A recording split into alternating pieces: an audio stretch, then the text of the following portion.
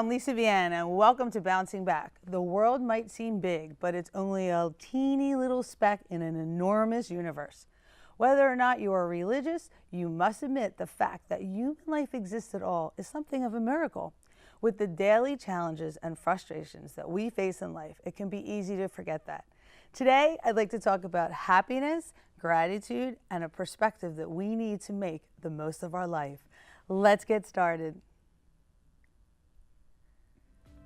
Hello, I'm Lisa Vianne, and welcome to Bouncing Back. God makes a way. Be honest and communicate. Your authentic self. That's so critical.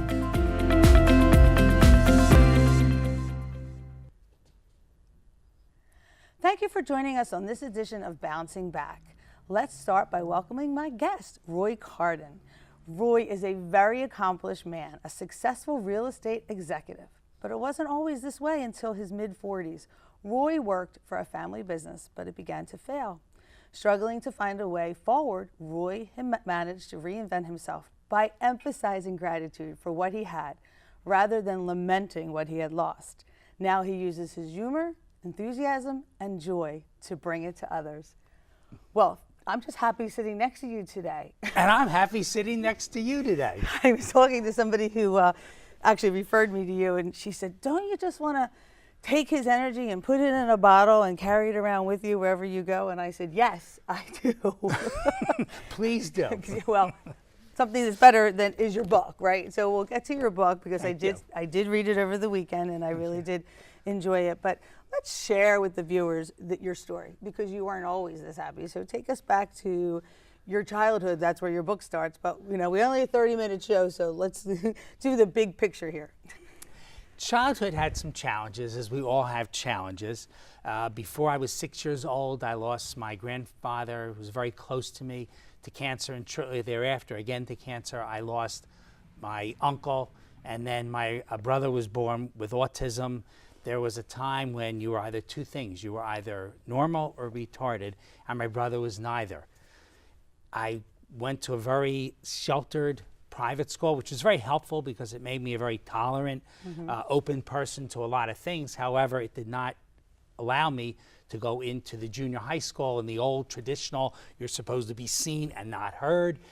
I struggled, and then in 9th grade, suddenly I broke out of it and had a normal high school career. Well, what we consider to be normal. We all think we have normal until we get a little older, and then we reflect back and we say, well, that wasn't No, it wasn't normal. Really, it was I think that sometimes normally abnormal. Yeah, normally abnormal is a good Abnormal. is a good thing. So your book talks a lot about the struggles that you have overcome, right? So I think one thing that you kind of went over really quickly, but I want to talk about, was that your brother was born with autism, and at a time that you said it was you were either retarded or you were normal, and he was not. So when I hear you talk about your brother, your face lights up because you feel that that was a gift in some way for you, correct? The gift can be summarized. I think I was a junior in high school. I was going out on a date, and I always had this great hairbrush. I'd comb my hair, and then I'd put it down, and I'd spin it and look at the mirror and say, what a stud you are. This night... We all do that, by the way. Yeah, we all do. We got to do a little confidence. Feel good, feel good. That night, Ross, my brother, comes in, grabs the hairbrush, and starts cleaning out the turtle cage. And my hair kind of stood up. I said, how long you been doing it? He said, I always do it. I expressed my displeasure to him in very spirited terms, went out on the date, came home, and I woke up the next morning and I remembered what I did the day before. I had been over some friend's house. We played pool. I lost, of course, but I was playing pool. Went out on the date. It was a good date, but not great, but it was okay. Right. And I realized that my brother's never going to do that. And I suddenly started to be grateful. I was a high school kid, never totally sure of himself, never a great student, always wanted to be this great athlete, never was a great athlete, but my brother couldn't do any of that. Suddenly I said, it's okay. Be grateful for what you have. You can go out on a date. You're eventually going to meet someone and marry her. And 3 years later, I did meet the love of my life. So was that the first point of your life that you really remember saying, I'm going to be grateful and looking at life differently? I also, in 9th grade, when I went to register for class, and I got into the wrong section. It was an easy section, but I didn't want to change the section because I would have had to go to the principal, who was a very, very scary figure at that time. Oh, right. We were scared of the principal when we went We to were school. really scared back then, definitely. Not so much anymore. Right, that's kind of it. And the principal, I had to go there because my friends refused to let me take this class. And I remember just being grateful that I could walk across to this principal. That young. That young. I was about 14 years old. That young. That young. You remember being that grateful. Right, that grateful. And I got into this great section. Is it inherent in you? Is it a gene that you might have that maybe we could get? But go ahead. So you got into the section. Got into this section. My name is actually Leroy. The teacher pronounced it Lee Ray, so suddenly Ray became the name. Beta ray, sun ray, gamma ray, delta ray, whatever ray. And it was all in fun. And for the first time, I felt like I belonged in a section. And I was really grateful for that because I remember in 7th and 8th grade not getting anywhere, being nervous, having few friends, being very awkward. When am I ever going to do anything right? But this is really young because I think it's important that we recognize that how young this is that you were able to become grateful, right? It's not so easy. So you struggled after high school, college, right? And then business. Tell us about your business a little bit.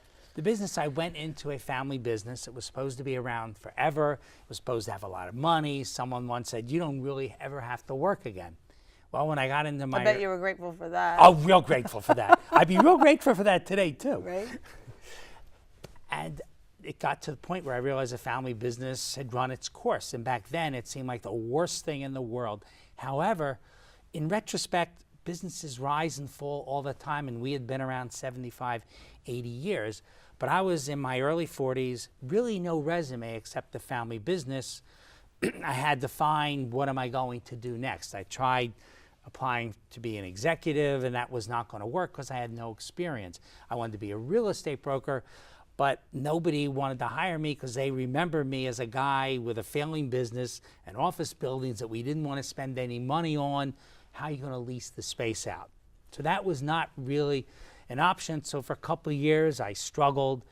And during this time period, did you find, were you saying, I'm grateful for X, Y, or Z? Like, what was your mindset like? Because I think a lot of what we're talking about, and it seems, and correct me if I'm wrong, is mindset. It's how you look at things. You're very reflective. You look back and say, I'm really grateful that my brother had this, or I'm really grateful that this happened. So you're in this tumultuous business at time. Are you still finding something to be grateful for? I became grateful, and I really learned to have an attitude of gratitude. When I love that, attitude of gratitude. That's my middle name, self-given. So that's your self-given middle name is attitude of gratitude. Right. Okay, so, okay. I thought I made this disastrous mistake in business. And for about a week period, I thought that Gail, my wife, who was selling some property for us, was going to sell a property that couldn't be sold. She would be sued. Our family would be sued. Disaster, disaster, disaster, disaster. I prayed to God, please, I know I may have done wrong. Just help me get through this time. So I can do thy will. And we've all said that and done that, but you're really living it, right? I lived it. And then out of the blue, I get a fax that says, oh, there never was a problem with what you thought was a problem. And about 3 weeks later, I happened to go by a file and told myself, you want to look at that file. And in that file was the letter saying there was no problem with a Post-it on it in my writing saying no worries. So it was like I was given this gift of forgetfulness.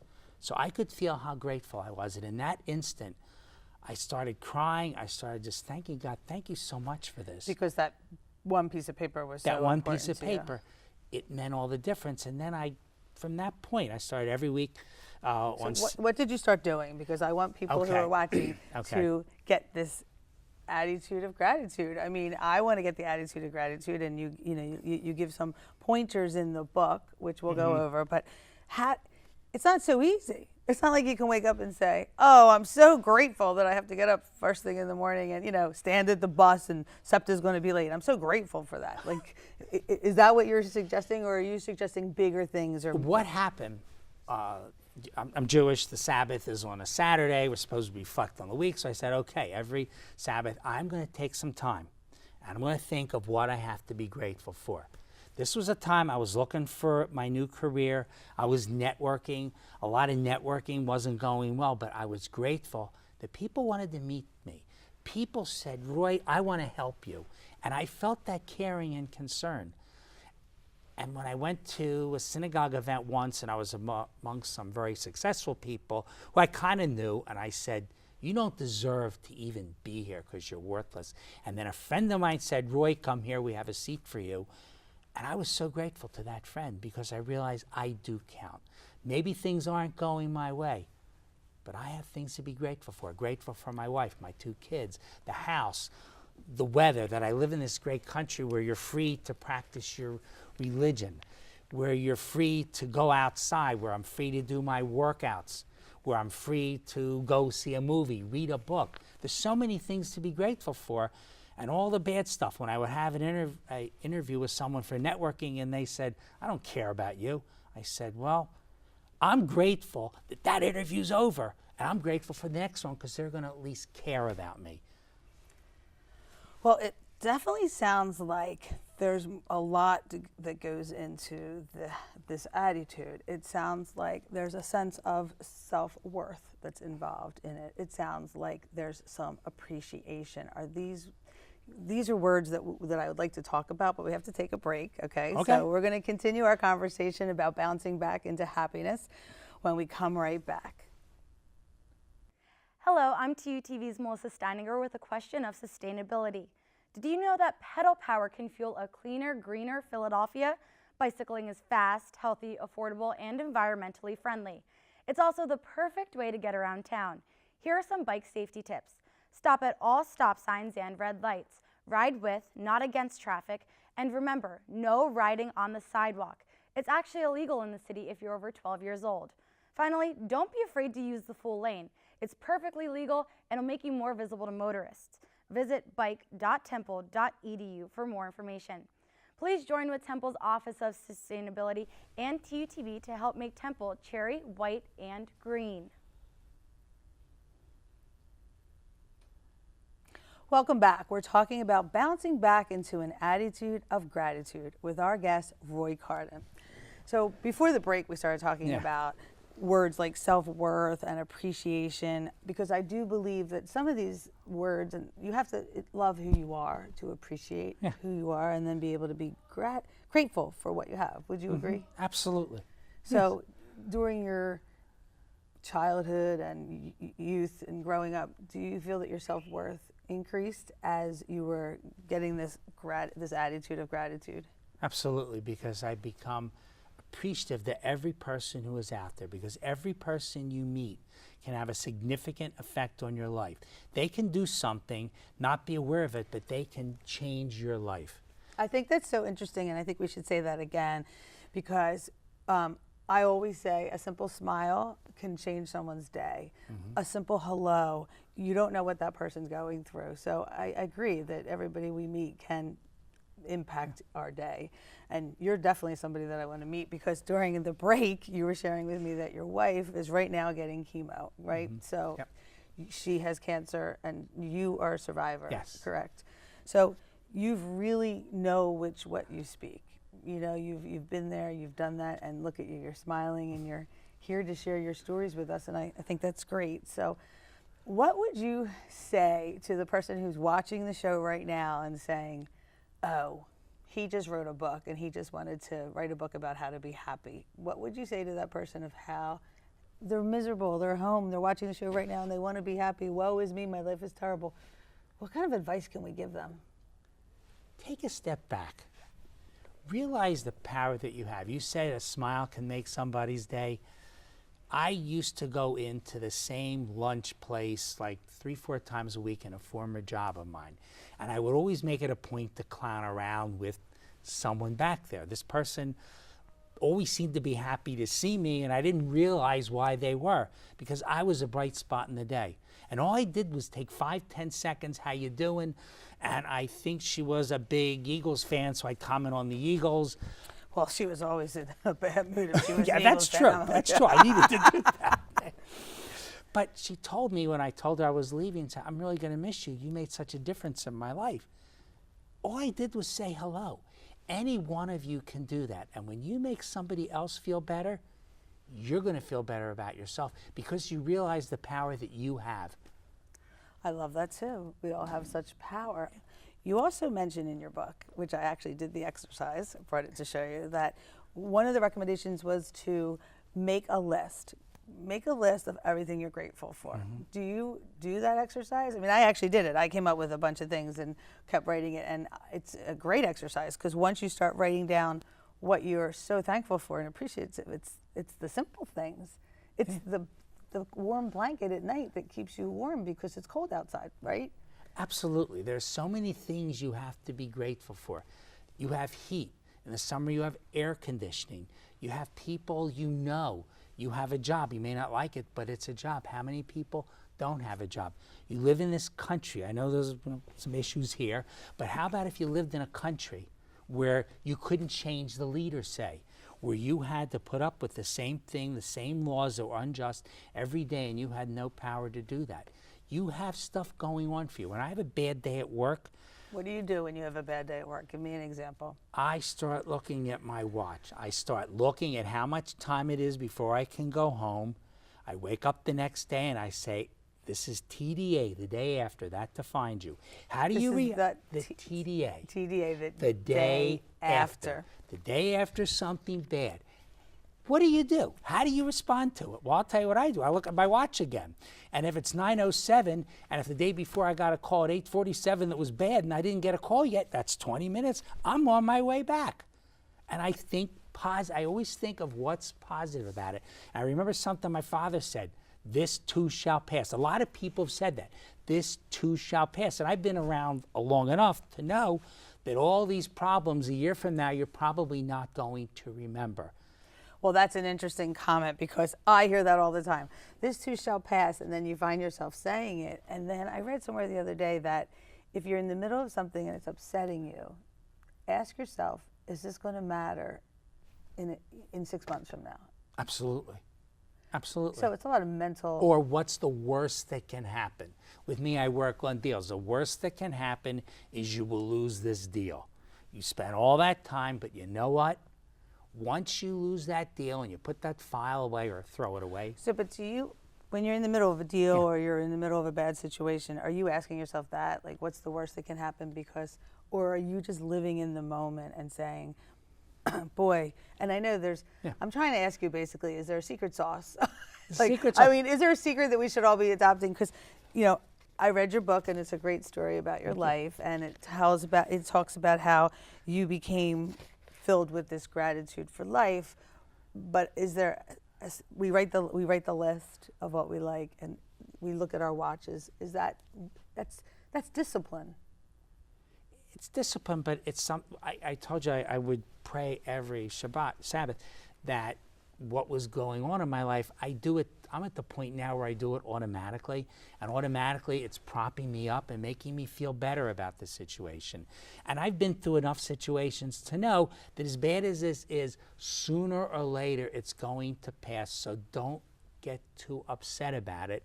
Don't miss your chance to enjoy something well. I love to work out.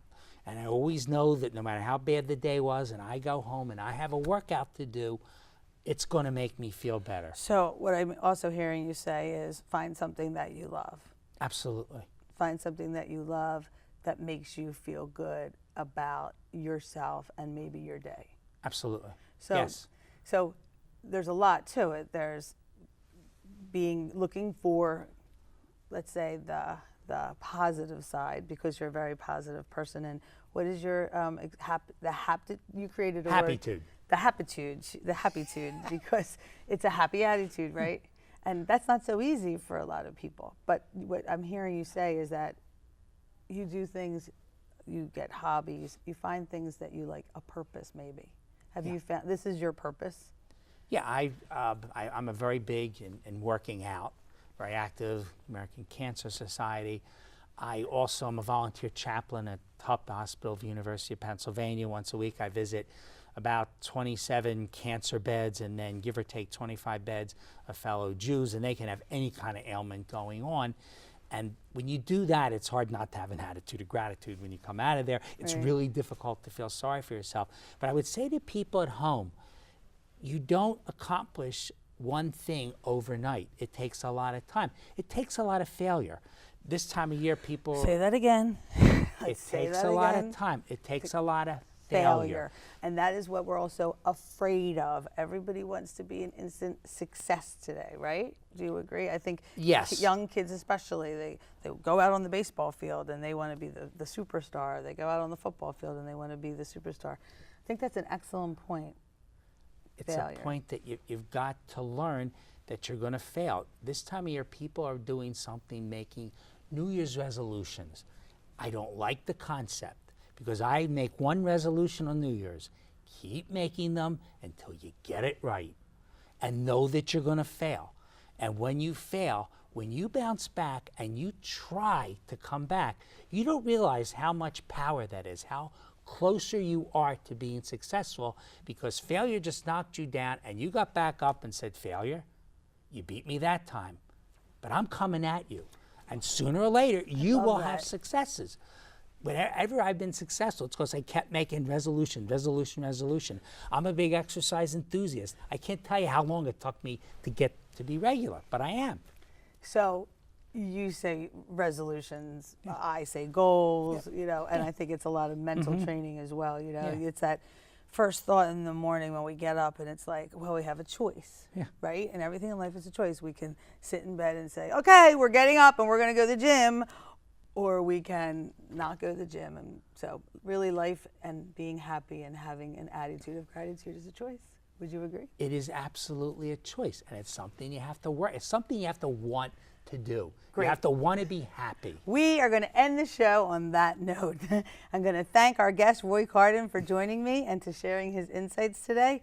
We can't always be happy when bad things happen to us, but the people around us who care about us, we can make choices about how we choose to approach life and what we choose to dwell on. Adopting a philosophy of gratitude helps us to focus on what's positive and working in our life.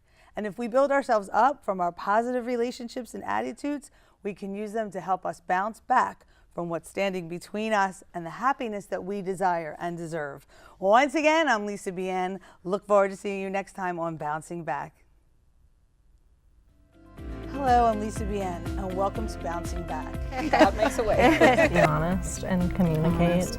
Be your authentic self. That's so critical.